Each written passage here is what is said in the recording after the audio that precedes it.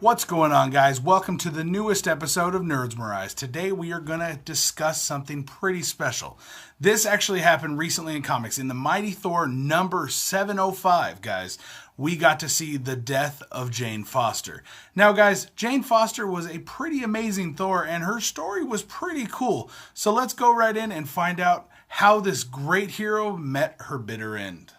Before we continue, let's quickly touch on Jane Foster herself. Now, Jane Foster is the love interest of Thor. Now, as we know, in the comics, Jane Foster is suffering from cancer, but one day appears with Mjolnir, Thor's hammer. She is now the new Thor, a female Thor, and she is pretty badass. I really do like this character quite a bit, but more about Jane. So Jane, every time she picks up that hammer, she becomes Thor. But the only thing that they don't tell you is that every time she picks up that hammer, her body is wiped clean of every single toxin in it, including the chemotherapy that's supposed to be saving Jane's life and killing the cancer. But every time she becomes Thor, she knows the risk now. She goes and picks up that hammer, becomes Thor. She actually goes and kills herself faster and faster and faster. Now, Jane is a true hero. This doesn't matter to her. She'll use the hammer as much as she needs to save people. She is there to save people. As Thor, she feels that she has to be the hero. She has to save everyone. Now that we've kind of filled in the gaps about Jane Foster Thor, let's talk about how she met her bitter end. Now, in this final issue of Thor 705, the final issue with Jane Foster as Thor, we actually get to see the first time that she picked up the hammer, when she was transported to the moon after Thor had dropped it, after he was deemed not worthy to wield Mjolnir.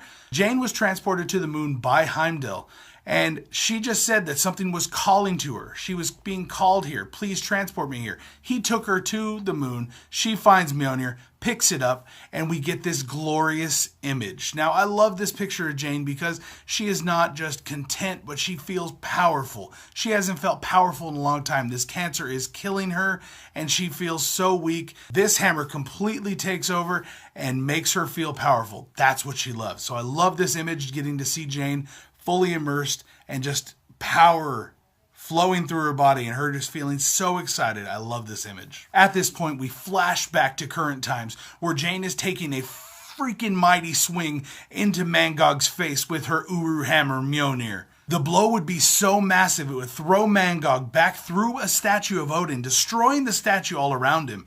But Jane wasn't done. Jane got Mjolnir, lifted it up into the air, and threw lightning at the statue, melting it all around Mangog. Odin would warn Jane that nothing can stop this creature, but Jane didn't care. She's gonna sacrifice her life because she picked up that hammer one last time. Now, Jane knew before this all started that if she picks up Mjolnir one last time and becomes Thor, she will die. But she didn't care. She had to do her duty as a hero, picked up the hammer, and is handling business. Jane urges Thor to take the other gods and save them, get them off of Asgardia as it's on a collision course with the sun. Thor is so furious with Jane, knowing that this hammer, picking it up one more time, is going to kill her. She didn't care. She put her life on the line to save everyone, and Thor is pissed that she sacrificed herself. He is just angry and fuming.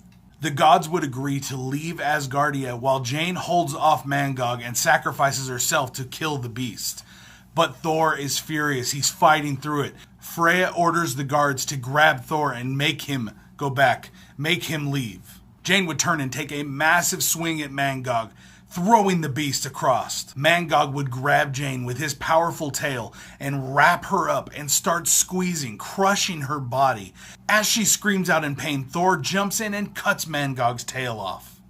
He didn't listen to her. He's not going to let the woman he loves go down alone. Jane is slammed into a wall and ends up landing right next to a bunch of chains. These chains are what imprisoned the wolf Fenris before Ragnarok. So Jane comes up with a plan right out of nowhere, and she wraps the chains and secures them around Mjolnir, and then throws Mjolnir, wrapping up the beast, wrapping Mangog up with these chains that are unbreakable, and they're tied to Mjolnir. And then she looks at Thor, and she throws Mjolnir straight up into the sun, dragging Mangog with him, destroying it, along with Mjolnir and herself.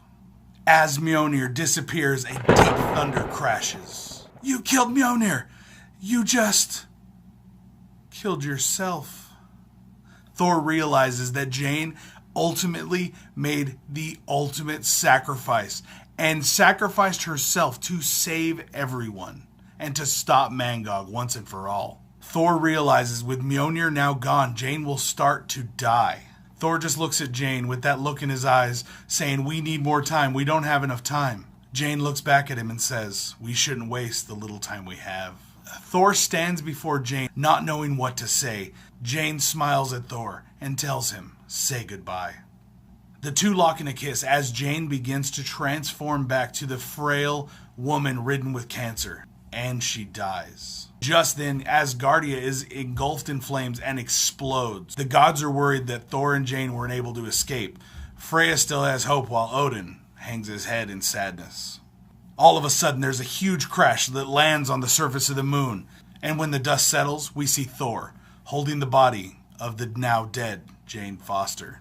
Jane Foster has died in the arms of the man that she loves. Okay, guys, I know that Jane Foster Thor is not the most popular Thor with a lot of fans. I personally enjoyed the run, and I really did like her as a character. I liked the story arc that we got with her. Yes, there was a couple really heavy feminist segments in the Thor storyline, but all in all, the character itself worked really well. Jane was ultimately one of the most heroic characters we've got to see in comics recently, knowing that she's going to die, sacrificing herself just to have the chance to save anyone. Not even knowing if she can save anyone, but she's willing to die trying. She knows she's going to die. She knows she can do it, so she's going to take up her hammer. And she did. Jane Foster is dead. Rest in peace, Jane. I really did enjoy this character, guys. Let me know what you guys thought about the death of Jane Foster and Mjolnir. So what do you guys think? How is this going to play out, and how is this all going to work out into the future, guys? Let me know what you guys think down in the comments down below. Make sure you guys hit that like, thumbs up button on this video. Share it with all your friends. Let's spread the word of NerdManDrew. Make sure you guys subscribe to keep up with all the videos we do every week, guys. I'm Andrew. You have been watching NerdManDrew, and I will see you next time. All right, stay nerdy. Yo.